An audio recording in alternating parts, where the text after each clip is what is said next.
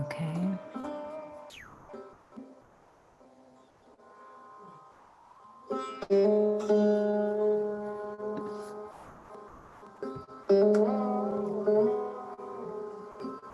When you share a screen, there's a button on the bottom left.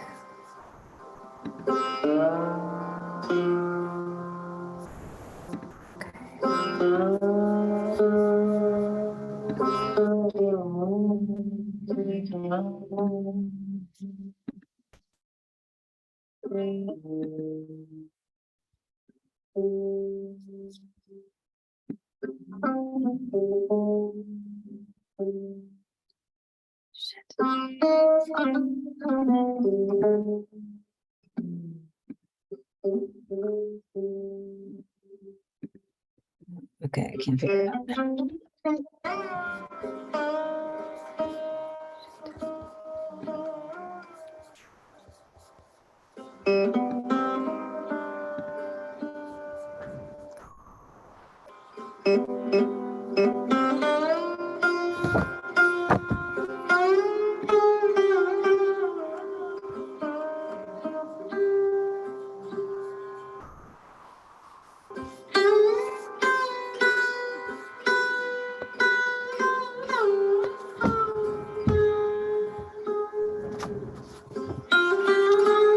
Let's open up chat and you can go.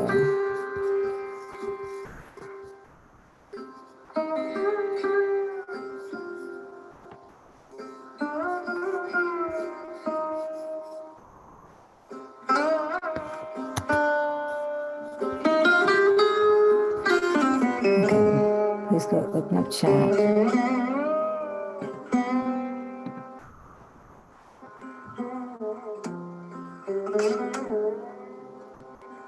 Present mode for the program. Okay.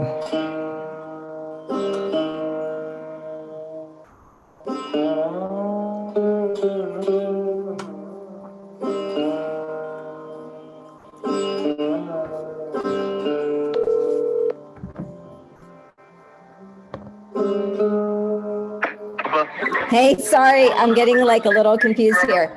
So I want to share the video. I'm going to share the slides. So I'm going to share screen, but you're saying not to share it from, I'm trying to understand where to share the screen from. It doesn't matter. Just share the PowerPoint, whichever screen. If you have two monitors, it makes it easier. I can hear the music even though you're not sharing sound because it's playing in the background. So if you share music from that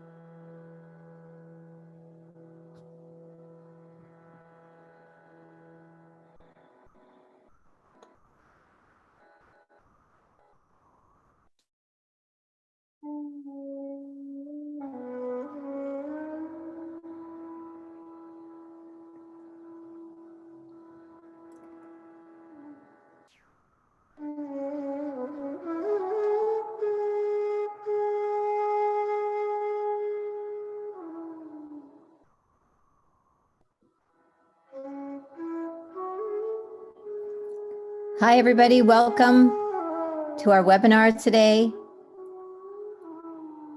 Please, if you haven't had a chance, introduce yourselves in the chat. Let us know where you are coming in from, joining us from today. Thank you.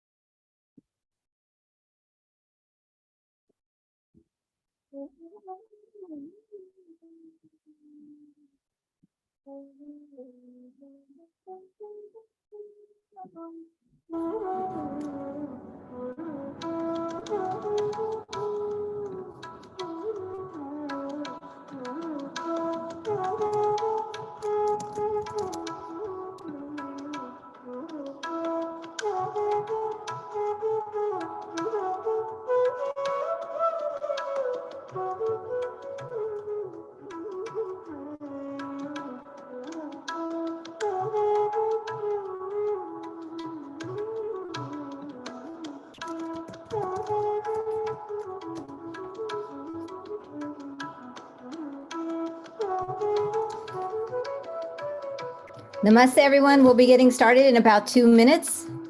Welcome to all of you. Please let us know where you're joining from. Let's see. We have Vijay Ji joining from Sugar Land, Texas. Lean Ji from Austin, Texas. Namaste from Stephanie Ji, San Francisco Bay Area. Hello, Namaste Mohan Ji from Orlando, Florida. Namaste from Athens, Greece. Hello, Tassos Ji. Hello, and namaste to Rags from New Jersey. We have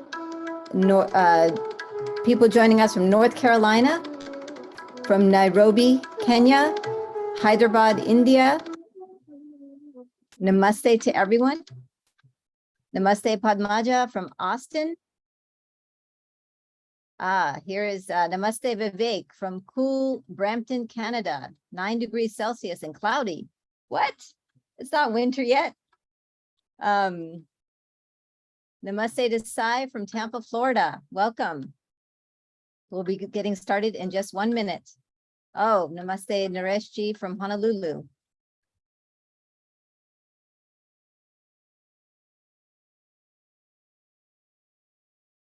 Okay, let me just stop the music.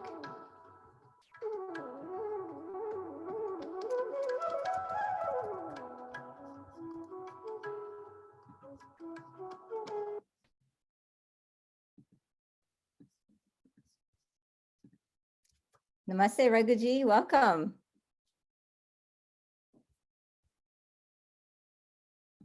Oh, I can't hear you.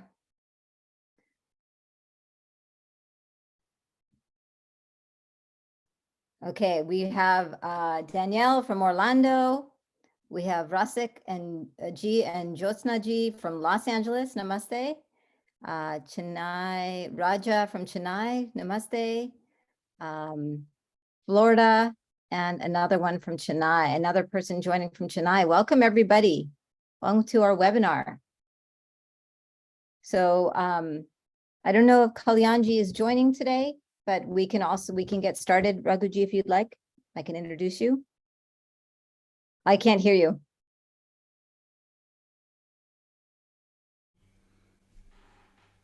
You should hear me now. I can hear you now. Yes. Yes. Okay. Welcome everyone to today's webinar. We have today with us Mr. Raghu Ananta Narayanan, who obtained his postgraduate degree in biomedical engineering from IIT Chennai.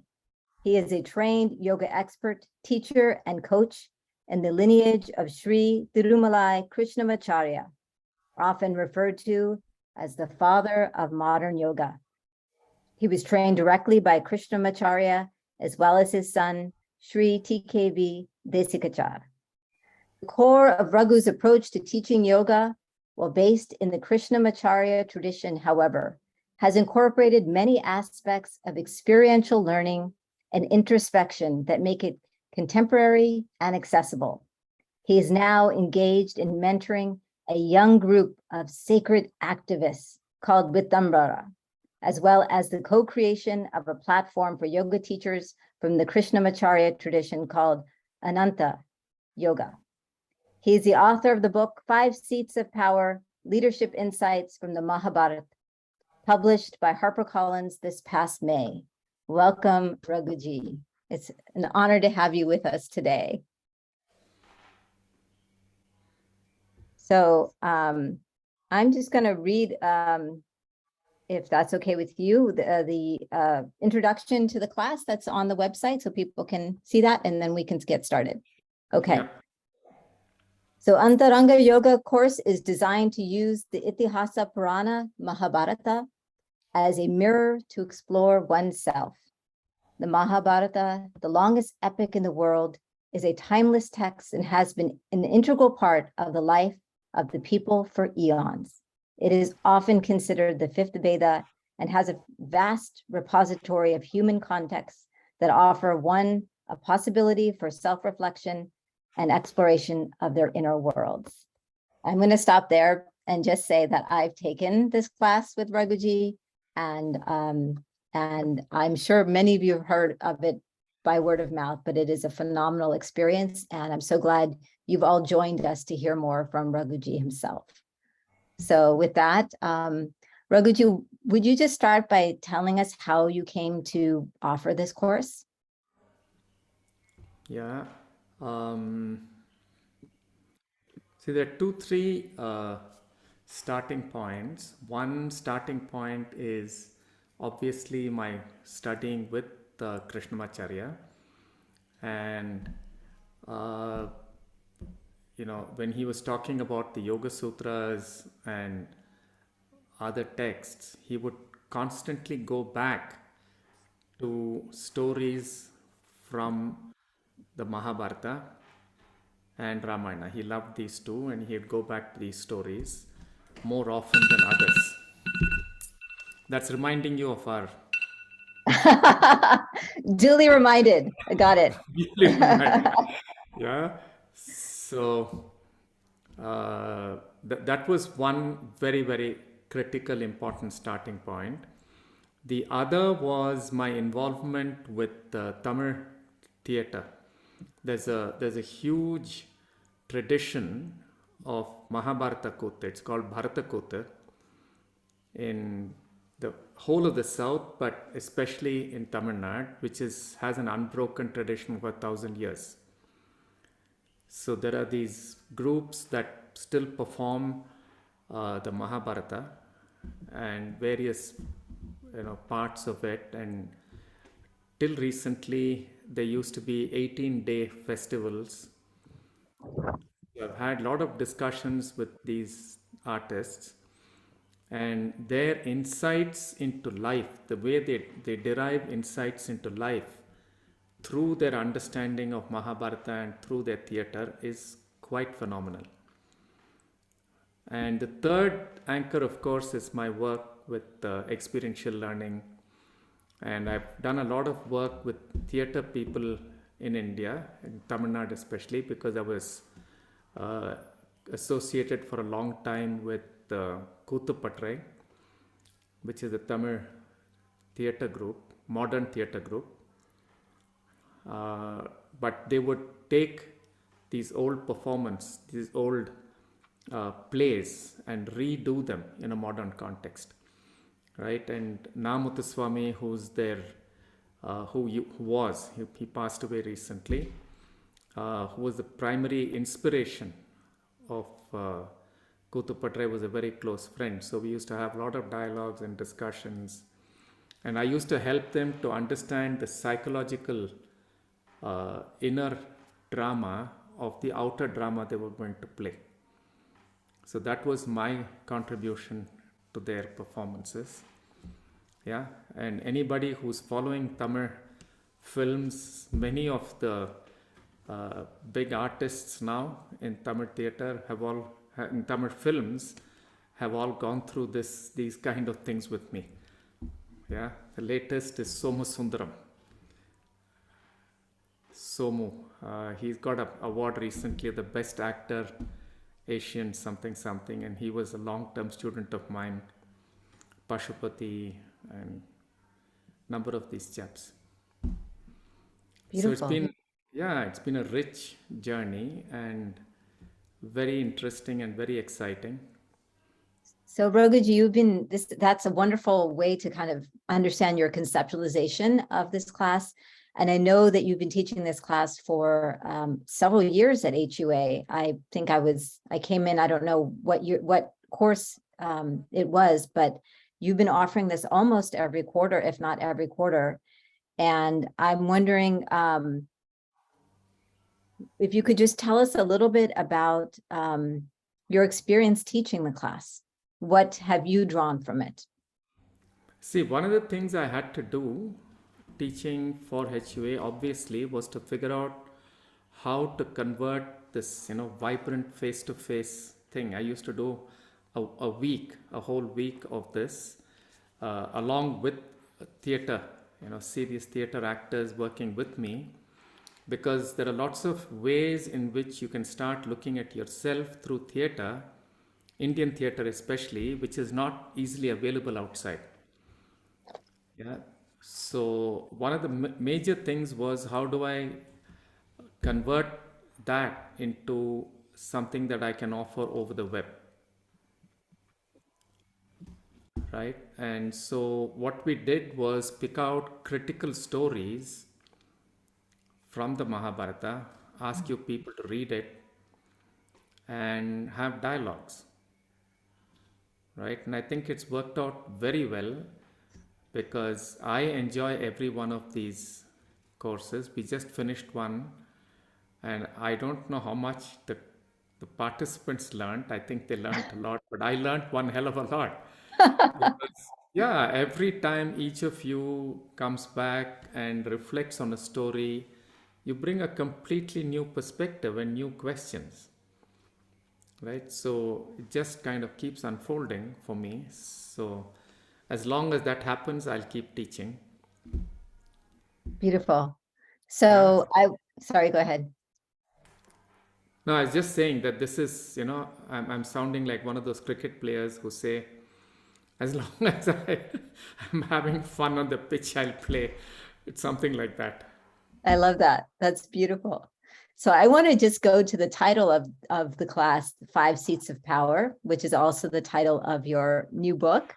I want to ask you about your book in a minute, but I want to ask you about, if you could, in a nutshell, what are these 5 seats of power? How are they related to this class? See, if you look at the Mahabharata story, in my understanding, it contrasts 2 ways of deploying oneself, right? One is obviously the dharmic way, and the other one is not dharmic, right? And dharma here is defined in a very simple way. It's simply defined by asking the question, what are you enlivening?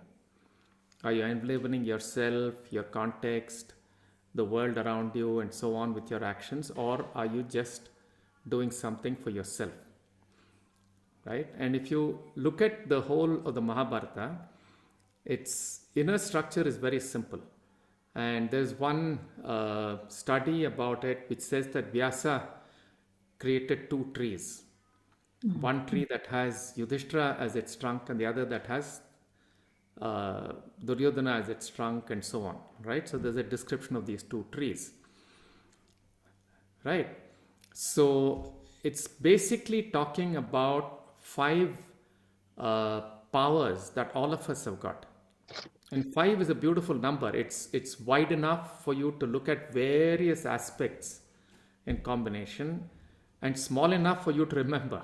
This is not like 16. Yeah, this is not like 16 capabilities or 22 or whatever. Five is nice, right? So what are these? So Yudhishthira is I've translated it as a person who has the power to establish order and structure. Right? Bhima is the one who brings in the power of passion and action. Right? Nakula brings in the power of service and compassion.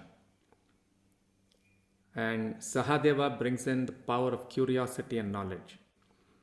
Right? And Arjuna brings in the power of Dharma Sankata, of valuing paradoxes and polarities of lives and Dharma Sankata. There's no parallel in English I know of for Dharma Sankata, because that's an extremely important aspect too. Dharma Sankata. These are the five seats of power, and I've been using this concept in leadership training quite a bit, because most organizations get caught with only one or two an understanding of power, which is just passion and structure and things like that. They don't really value the other forms, right? Though lots have been written now about feminine energies and masculine and all that. These five contain all of them. Huh? They're archetypal and not these. Bhima doesn't have. You can be Bhima, Shilpa. You don't have to be Dhara Singh to be Bhima. Right? I get what you're saying, because you're talking about embodying feminine, masculine energies, not being Energies. male or These female. are energies. These are archetypal energies, Yes. right? Yeah. And how they So play what is out your inner? in- Yeah. Sorry. Go ahead. Yeah, so in any space, whether it's a family or in an individual or in an organization, if I don't understand what these five are, and if I don't know how to deploy each of them appropriately, my life will be imbalanced. Yeah. Yeah, the families will be imbalanced, the organization will be imbalanced.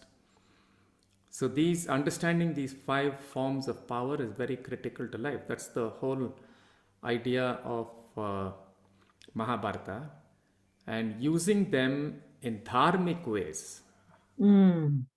Yeah, because each of these characters is contrasted. No, so you have this Chatur Buddhi. No, you have this ability to think. You can either use it like Sahadeva, or you can use it like Shakuni. It's the same energy. It's the same archetypal energy. It's the same capability. So can I ask you then, if these five powers are they the dharmic form of the power, even though the characters themselves may have acted adharmically in the Mahabharata? The power by itself is neither dharmic nor adharmic. Okay. Right? The archetypal energy of curiosity and knowledge, for example, which is sharpness of intellect and so on, is without any of these values attached to it. It's just a power. Okay. Right? And when I have this power, you have this power. When I choose to use it in a dharmic way, then I am behaving like Sahadeva. So if I need to learn how to use this power in a dharmic way, I contrast Sahadeva with Shakuni. Got it. Okay. So that I can figure out when is it that I am deploying it in ways that do not aid dharma, and when am I using it in ways that aid dharma. Right? So I have to read the text completely from an introspective way. I have to treat it as the darshana. I have to treat it as a mirror unto myself, right? One of the things that's happened these days because of all this, textual uh, criticism and commentary, and what's a false religion and what is not, by reading some book, we have forgotten how to read our texts, right? Our texts are not meant to be read without taking into consideration the fact that I give meaning to what I read. There is no meaning out there in the book. Okay? So this is very clearly stated in several Buddhist ideas. There's a Yoga Sutra that says this very clearly, right? It says, Vastu Samye Chitta Bhedat Tato Vibhakta Pantaha, right? So depending on the path that I have taken towards something, I will give meaning to it. Makes sense, na? Mm. If you walked a certain path, then your mind will be impacted by all of those things you have seen. If I have not seen those things that you have seen, when you come to the same object, you will have a completely different meaning. Yes. So what is critical for us is not what is written in the book, but how I interpret what is written in the book and how I live. So I can read the same thing, right, and derive a meaning which I use in an adharmic way. Mm-hmm. I'm responsible. Yes. So that is what these stories help us to look at. Beautiful. And when you say stories, I just want to clarify for everyone here that you're giving us the readings in the LMS, that there's no additional books or any other materials that have to be bought for the class. Is that correct? Yeah. So each week there will be a Yeah. reading Yeah. relating to one of the powers, and that will lead to that introspection. Both sides. Yeah, both sides. And yeah, you Both read it. sides of the power, yes. You see what the reading is doing to you, and we'll have a dialogue, and we'll discover as we go along how we embody those powers, Yeah, what it does to us. beautiful. Before we continue on with some more questions, I just want to say to everyone here, if you have questions, please put them in the Q&A box, because the chat box is hard to follow. So we will be answering some questions as we go along. But Raghuji, I was wondering if you could just touch a little bit on your book, The 5 Seats of Power, and you're writing it in terms of leadership. And I'm wondering, first of all, if you could talk about your book, and second of all, the class is not necessarily about leadership, the 5 seats of power. So could you tell us a little bit about 5 seats of power and leadership in your book, and then 5 seats of power, and what exactly we're kind of like the container in which we're seeing these 5 seats of power within the class? See, the basis is the same, Shilpa. The basis Okay. is how I, as a human being, understand myself. Yeah. So what happens to each of us is, because of our upbringing, because of our own propensities and so on, we tend to value certain parts of ourselves, nourish certain parts of ourselves, and not nourish certain parts of ourselves, and devalue certain parts. Right? So, Yeah. for example, in my family, studying was a very, very important thing. Mm. Right? And then a couple of my cousins have a great deal of entrepreneurial and business capability. Right? So the moment they said we're going to set up a business, everybody was worried. Right? So these were bhimas in our family, right? Who were willing to go out and, take the adventure of an entrepreneurial career. But I'm sure they were not as valued. People would look at it with anxiety. So what does it do to me as a child if my bhima capabilities are not nurtured, or they're looked at with suspicion? It's very, very, very possible that I will internalize the same thing, and so I will not develop it. Mhm. And if I don't become aware of these things, I start shaping my response to the world based on these things. Right? So if, let's say you are part of my team, and Okay. you're this very strong Bhima guy, and I haven't settled my doubts and my anxieties about adventure, about risk taking. I'm Okay. not going to support you. I'm not going to know how to, play the game with you, right? So I will deplete my team, right? Just as I deplete myself. So the first step in all of this is a deep understanding of the self. The second step is, where am I deploying myself? So if I'm deploying myself in a leadership context, I would deal with situations in one way. If I'm dealing with a home context, I would deal with it in a different way, Mm-hmm. right? So the starting point is me. So through this, through the lens of the 5 seats of power, or through the lens of the Mahabharata, we understand ourselves. And then we use our wisdom to deploy ourselves in different contexts, Mm-hmm. That right? makes So we sense. can use it in a healing context, you can use it in a coaching context, you can use it in a leadership context, whatever. Mm-hmm. That makes sense. That makes sense. And so I have to ask, because we're talking about the 5 seats of power. I know we're talking about energies that have no masculine or feminine qualities, but I just want to ask about Draupadi and where she plays in terms of these 5 seats of power. I know you go into this in the class, but I'm just asking because that's a question I would have if I were just watching this webinar. Yeah. It's a very important question. See, Draupadi is the most vulnerable part of me. Yeah. And Draupadi is actually the one who holds my prana. The word Draupadi in some translations is Dravyapati, which means the one that holds the flow of life. Right? So the flow of life within me has to be guarded by these 5 heroic capabilities. Otherwise, how does this beautiful pranic life flow, how does it unfold into as beautiful a form as it can take? So that's the whole story of the Mahabharata. How do I protect and guard and value that which is most vulnerable in me, while also understanding what is most heroic in me? Mm-hmm. Right? That's the whole Pandava and Draupadi thing. So when these people don't do what they have to do, they allow the most beautiful part of themselves to be violated. And when they do understand it, then this part is allowed to flower.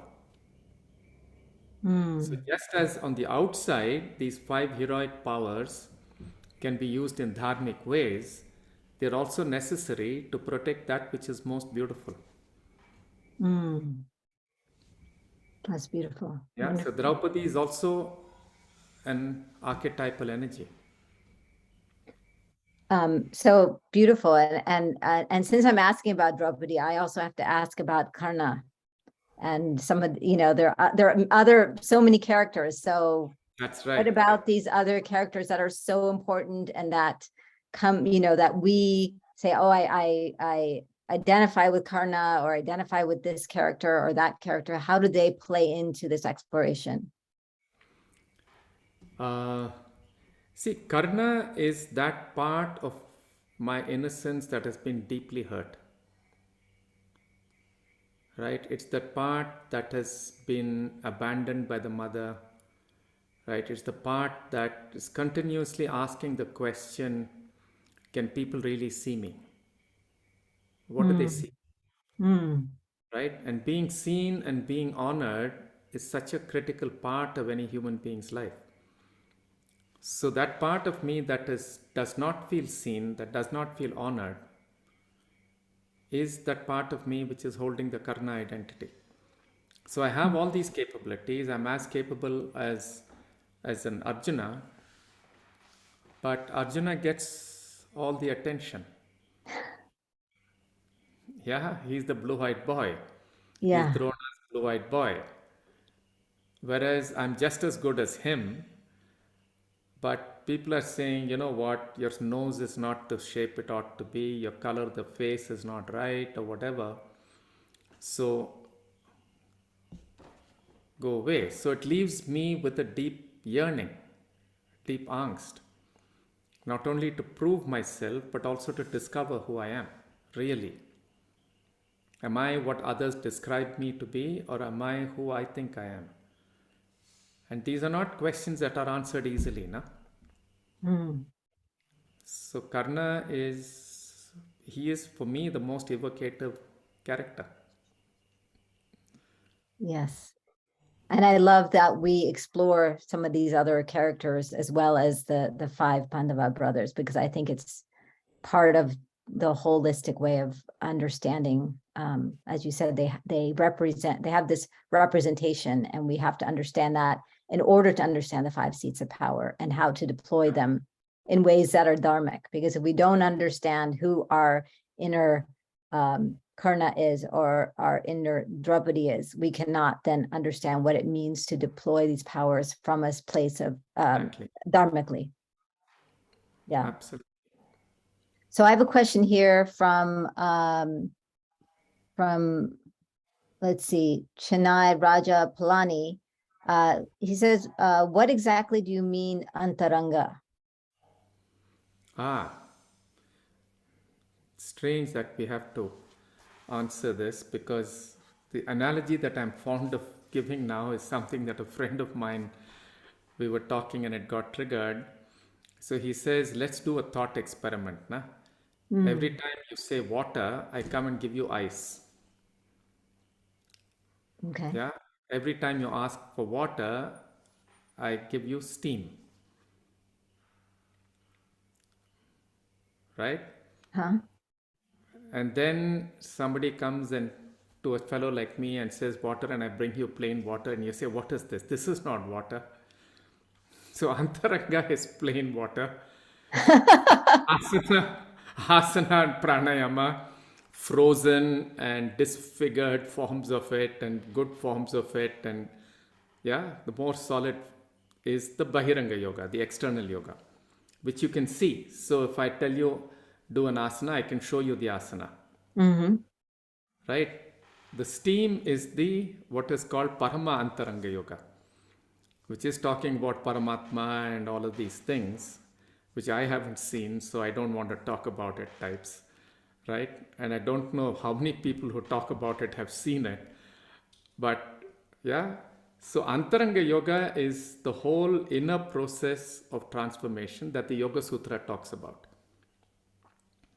So the Yoga Sutra is 195 lines, out of which about 25 sutras talk about what is called Bahiranga, which is asana, pranayama, and behavioral things. There's about 70 or 80 that will talk about transcendental states and what happens there. So almost 100 sutras are talking about the psyche. How does perception take place? What is wrong perception? What is right perception? How do you transform yourself? And so on. That is Antaranga Yoga. Angas are Bahira Angas, capabilities, and Antaranga. And Parama Antaranga is even more subtle than that. So I've focused on Antaranga Yoga because I see a huge importance of that in psychology. It's Indian psychology. Yoga is actually Indian psychology. Yes, yes. Right? Right. Unfortunately, like Anand Paranjapi ji says, some guy who came here, some Orientalist, took this Yoga Sutra book and put it under philosophy, and we are suffering for it ever since. If he had put it under psychology, we might be better off. Yeah. Because some guy did this, especially psychologists in India will say that there is no such thing as Indian psychology and so on. But almost every idea that you find in Jungian psychology, for example, or many of the ideas in Gestalt and so on, are all drawn from either yogic or Buddhist sources. That's right. That's right. That's And right. the Buddhists don't have any quarrel with the Yoga Sutras. In fact, the quarrel now amongst some of the intellectuals is, does Yoga Sutra belong to the Buddhist tradition or the Hindu tradition? Right? Yeah. And when Samdong Rinpoche was asked about this, these kind of things, he said, "This is a modern issue. This is not a traditional issue." Mhm. Because all the texts from Nalanda were taken to Tibet and saved. And thank God they were saved there. And many ideas, there have always been dialogues and vada between, in India you have vada, na? So you have the Patanjala Matha, Patanjala Vada, Bauddha Vada, and things like that. So you're talking about different ways of looking at the world, different assumptions, different axioms through which you construct an idea of the world. And then you discuss this and say, do these fundamental ideas lead to a dharmic life or not? Do they lead to a life without dukkha or not? Right? And what do you do with the practices and so on? Right? So this thing of, is it a Buddhist text or a Hindu text or whatever, is completely irrelevant. Yeah. The only question is, when I do these practices, do I get out of dukkha or not? Mm, Do I experience ananda or not? That's the only thing that's critical. beautiful. So I'm wondering, when I took your class, I was also taking your graduate level class on the Yoga Sutras. So I had the benefit of really delving into the Yoga Sutras as I was doing the immersion class with you. I'm wondering, for someone who doesn't have familiarity with the Yoga Sutras, what will they need to know, or how do they enter into that space of what you're bringing in from the Yoga Sutras? See, the Mahabharata is actually an illustration of many of the principles of yoga. Yeah, different stories are illustrating different aspects of the Yoga Sutra. So you remember that I would refer to the Yoga Sutras depending on what people bring up and what is relevant for that particular discussion. Right? So you don't have to know Yoga Sutra to understand Mahabharata. It helps, but it's not necessary. So whatever are the important, relevant things, I'm going to tell you. Mhm. What happened? Suddenly you disappeared from my screen. Oh no, am I not there? You're not there. Somebody has decided that only I should be on the screen. It's so boring for me to look at Oh myself. no. Let me see what I can do about that. Let's see. Pin. Okay. Am I pinned? Do you see me? Yes, I see you. Okay. Okay. Great. I don't know what I happened. feel very, very anxious, Shilpa, when I'm only seeing myself on the screen. Well, I feel anxious because I'm having to figure out the technology for all this, and my computer is doing strange things. So hopefully it is a good viewing experience for everybody. So that's great. In terms of the Yoga Sutra, I think that all of that process has been incredibly invaluable to me, as I was, learning about these 5 seats of power in the immersion. So I want to just make sure. Oh, I'm going to go to the Q&A right now, because there's a couple of great questions. One is a couple more characters I really like are Amba and Kunti. Amba, because her identity is lost between 2 men, neither of whom care for her. Would I be able to work with her too? No, because it's a settled class. We do only these 7, 8 people and so on. When I do these, face-to-face immersions, I say, take whatever character you want and let's look at the character. Yeah. So maybe we could play with Amba after you've understood how to look at these things. Yeah. Because it's important. Otherwise, one goes into dissecting Amba, which is not as interesting as discovering what is it in Amba that evokes me or provokes me. Or what is it in Kunti that evokes or provokes me? So what is it in me that draws me to this? So I start with Amba, or I start with Kunti, and I then go back into myself to discover who I am. Yeah. Yeah. Amba becomes a starting point, an important starting point, but that's about it. Yeah, that's beautiful. But I love the idea of also, once we go through this process, you can take any character and really explore them as well. Because once you understand how this That's right. process of taking a character, taking their story, understanding that process, what it invokes in you, then you can work with any character in the Mahabharata and That's really right. go through that process. Yeah. But you know what the problem is, Shilpa? Once you do this, like my daughter says, she never likes to watch a television show with me.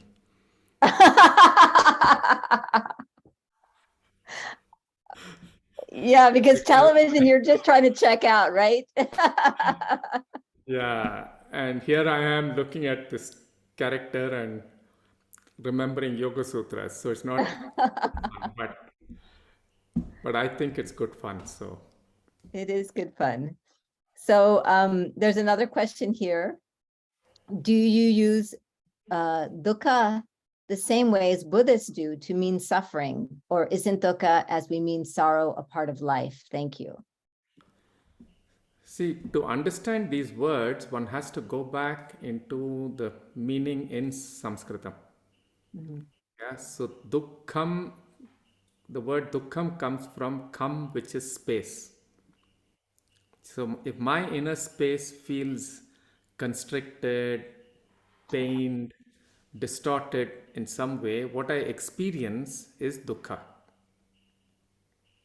Right now, these descriptions are much better in a sense because it allows me to start looking at how my own inner processes and my own being is experiencing life. Mhm. Right? So if I'm experiencing life in a way that I experience flow, there is no dukkha. Mhm. But if I'm experiencing life in a way that I feel constricted, right? If I can't stand up to my full height and look a person eye to eye and speak and say hello, there is dukkha, right? If I'm Mhm. trying to stand higher and pushing you down, there is some dukkha in me, yeah, which is making me do this and making me scared. But if I can meet you eye to eye and we can exchange, there is no dukkha, there's flow. So Right. dukkha has to be looked at in this way and not necessarily in terms of sorrow or no sorrow or whatever.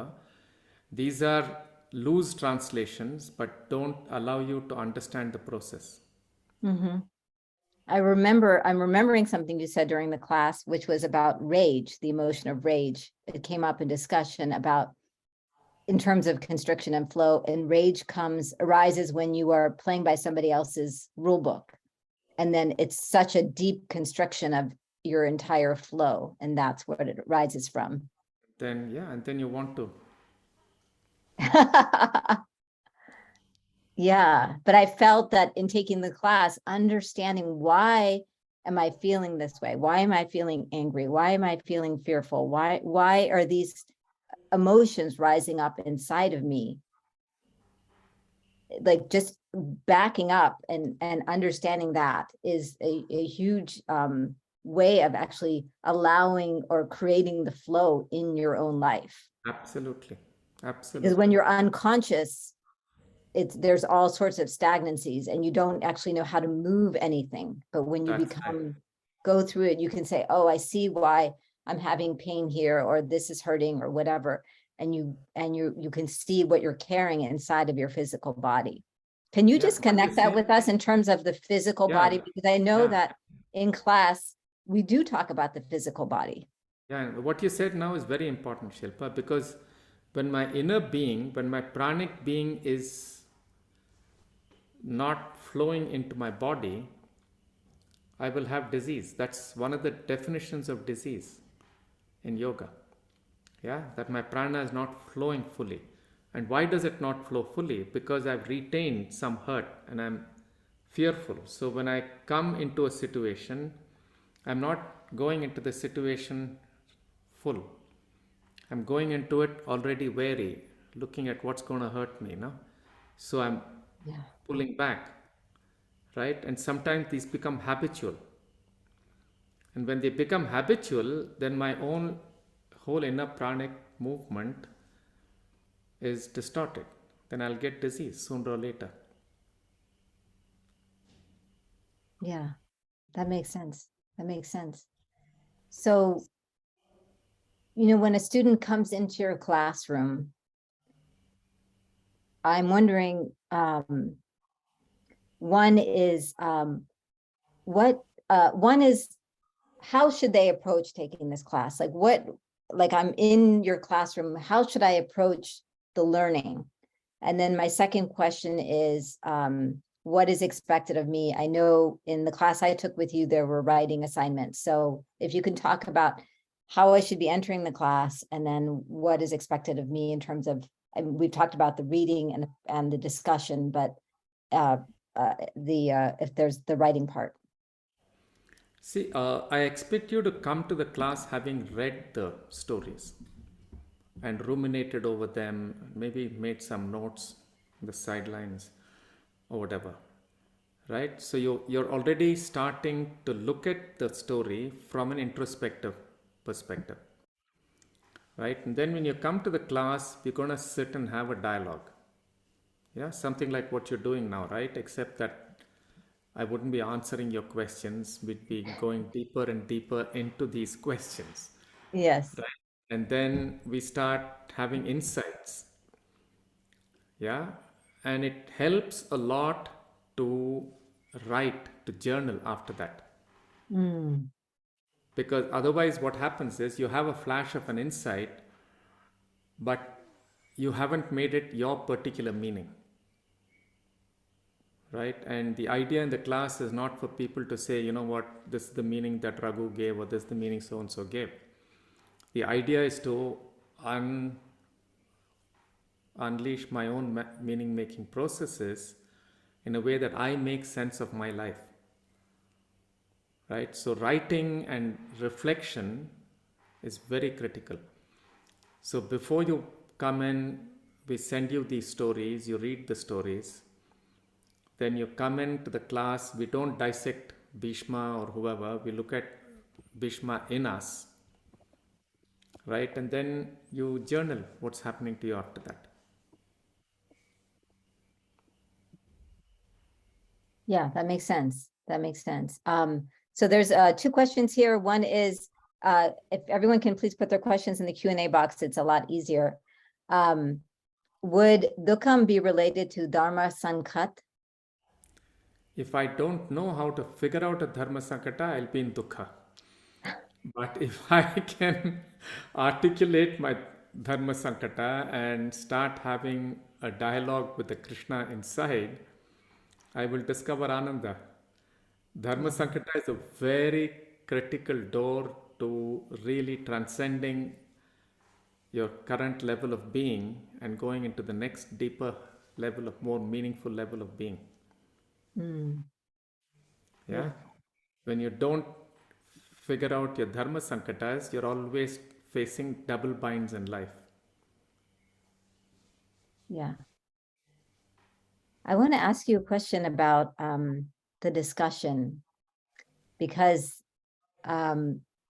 people have different responses to, or different things are evoked in everybody from the class. And what I have found very valuable about being in this kind of class is that actually when something, let's say we're discussing Bhishma and something is evoked in one of my classmates, that's different from what that's being evoked in me. What I found very valuable is actually understanding what is evoked in me by that the classmates' evocation that's different than mine. And I know that the work that you do is at this deep level. Can you just touch on that? See, learning can never be, answers are not equal to learning, right? Especially in the area we're talking about. When we're talking about Antaranga, an answer is actually a block to learning, right? So the more I can reflect and more I can stay with critical questions for my own life, the more I will carry on learning. Right? And these can come from anybody, no? Yeah, and the more you're listening, it doesn't matter who's talking. You will always capture something, right? So if there are three of us or four of us having a dialogue, right? You have four perspectives apart from yours, right? So it's like life, you have to keep turning the kaleidoscope to understand what is life, na? The kaleidoscope gets stuck in one way, you'll be in dukkha. That's right.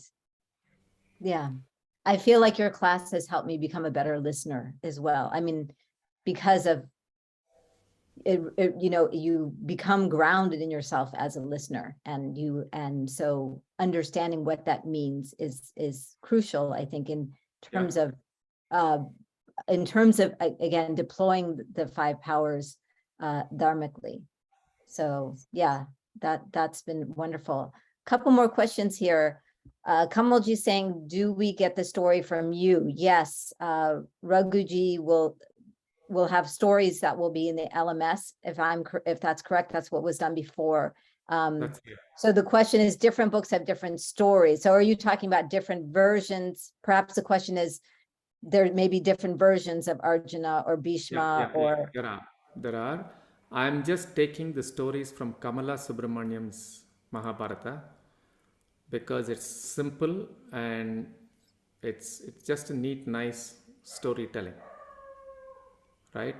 We don't want to get into versions out here. We just want each of us to internalize the story. And actually, it doesn't matter to me if there are other versions of the story. Because the only thing we're discussing is how I am responding to the story, not to the story itself. So the story can come from anywhere so long it's a valid Mahabharata story. Yeah, because we're also getting some stories nowadays which I don't think is Mahabharata. You know, it's extremely subjective, distorted portrayals of these characters, which doesn't help. Once you know the story, reading these might help. But I'd much rather go to the simple story, see what it's like, and I like stories similar to what my grandmother told me. And what Kamala Subramaniam writes is like what my grandmother told me. Yes, they're very simple stories, very simple Simple language. stories. Yeah, beautiful. So here's a question. Is Dharma uniquely different for each person, or is it a common denominator? It's a key question that each person will answer differently. The question is the same. How do I bring life to myself?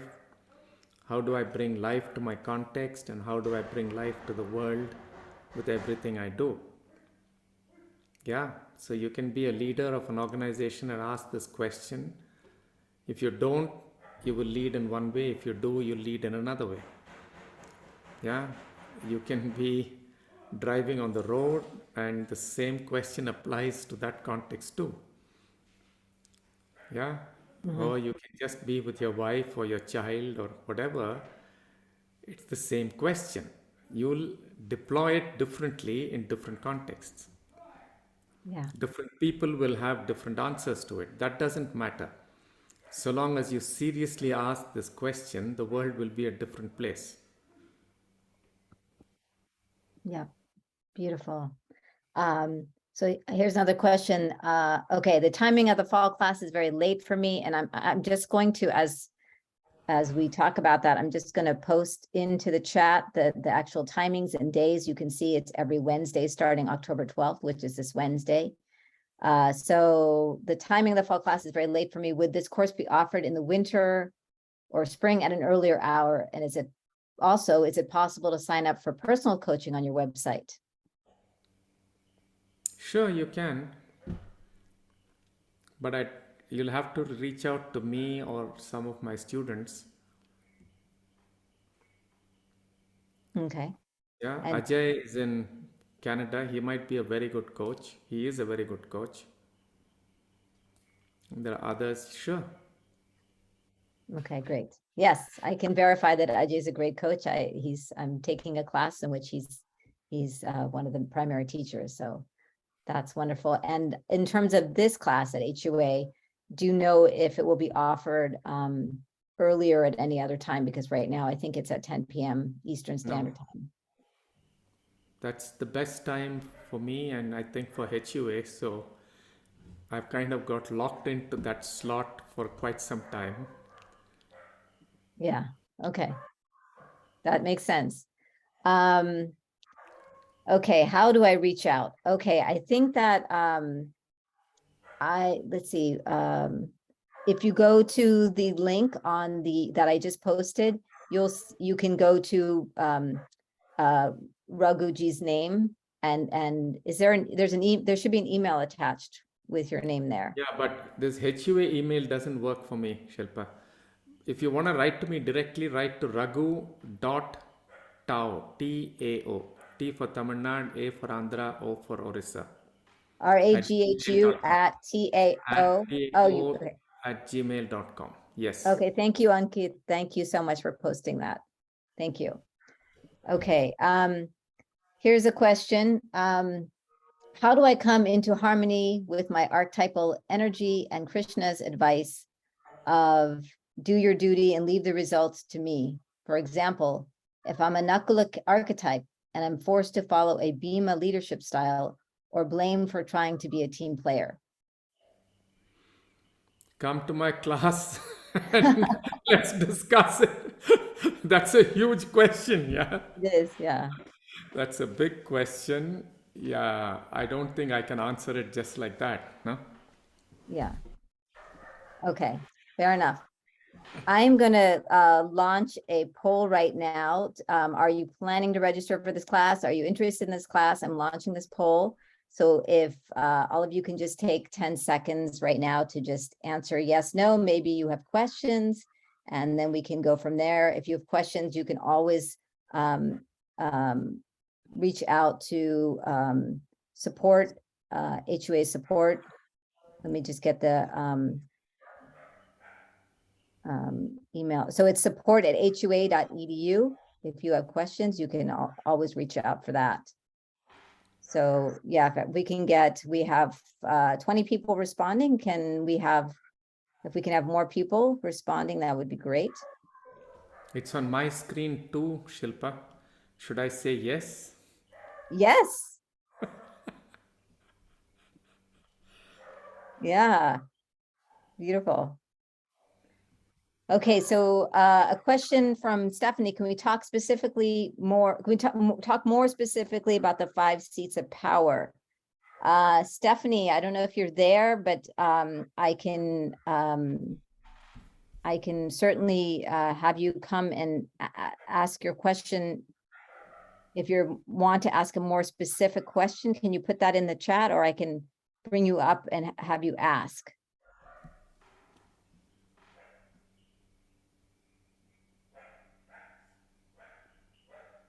Well, you know what, while we're waiting for Stephanie, Raghuji, can you tell us a little bit more about, I wanted to make sure that you said everything you wanted about your book.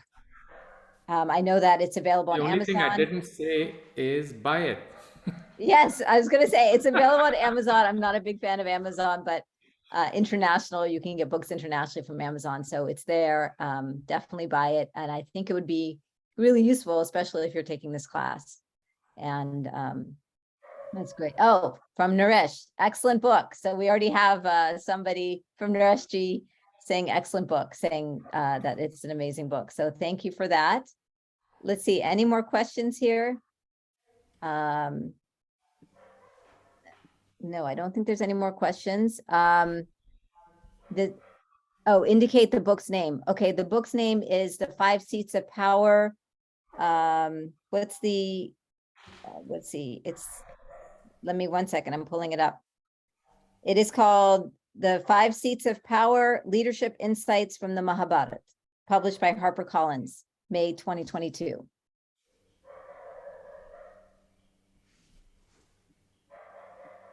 So we're almost at the top of the hour. There's no more questions. Raghuji, do you have any closing comments or anything else you would like to add that we didn't, that you might have felt like we didn't touch upon? I enjoyed having a chat with you, Shilpa. Yeah. Great. I Yeah. dread these webinars when I'm asked to come and speak, and yeah, I love having conversations. So Well, I'm that's, glad we had the conversations. I also I'm appreciate glad too. conversations. I'm glad too. Yeah. Well, if I can just say again that I have taken this class and I have studied with Raghuji in multiple classes, and it has not just been like learning in my head, it's been a learning that has been transformative for my whole being on all the kosha. And so I really appreciate that. And I hope that you all can join and be part of this incredible experience and have a chance to study with Raghuji. I think it's a rare opportunity. So jump in and register. The class starts this week, right? This week? Yeah. Okay. Yeah, class starts this Oh, week. yeah, That's 12th is, yeah, just around the corner. just around the corner. Yeah, so jump in. Yeah. All right. Oh wait, there's two more Q&As that There's just some more popped up. questions. Yeah. Okay, will we get more information on how to join the class next week? No. I just put the link in the chat right now. I put it in that you can register. Please register now, because it will take, if you're not a current student, it will take a day or two to get you set up with the LMS, the student LMS system. So register as soon as possible so that you can, there won't be any issues on the first day of class. So you can see I've posted a link right there under Antaranga Yoga, and you can just click there and you can register today. And then you'll be totally set by Wednesday for the first class. Oh, okay. Stephanie responded. Thank you, Stephanie. Can you speak about how the seats of power change or develop as we age? See, the seats of power, these are propensities that each of us is gifted with. Yeah, like this multiple intelligence thing of Gartner and so on. Each of us is kind of gifted with some things that we have a greater propensity for and less. All of us have a possibility of all of them, right? And what happens is that life experiences either help us to develop some of them, or they create, constrictions and so on, right? So they can change through life, they can change through self-reflective processes. But I think each of us is gifted with a range. That's my sense. Yeah, because I have a natural propensity to, to want to learn wherever I go. There are people around me who would like to just, do something else with the same context. Yeah. So it's not fixed for sure, but it's not that variable either. Yeah, there's a certain range that each of us can act with. But what is very critical in life is to be able to appreciate all of them and know when what is relevant. Because let's say if I'm in a situation which requires power of Bhima, which is risk taking and adventure, and if I don't have it, then I could seek help, I could complement with somebody else who can either help me with it or partner me in doing it or something like that. So knowing who I am and knowing what I'm capable of is very critical. Yeah, beautifully It's said. like knowing your cards well, no? Yes. Yes, beautiful. And I'm just going to end with this beautiful comment from Naresh Ji. He said, I took this class in the last quarter and it transformed the way in which I approach my private and professional life. I highly recommend taking this course. Thank you, Raghuji, for sharing your time and wisdom with us. Yes, I echo that. Thank you, Raghuji. It is always an honor and a joy to be able to speak with you. Thank you everyone for joining us. Namaste. Thanks a lot, Shilpa. That was good fun. Definitely. Thank you.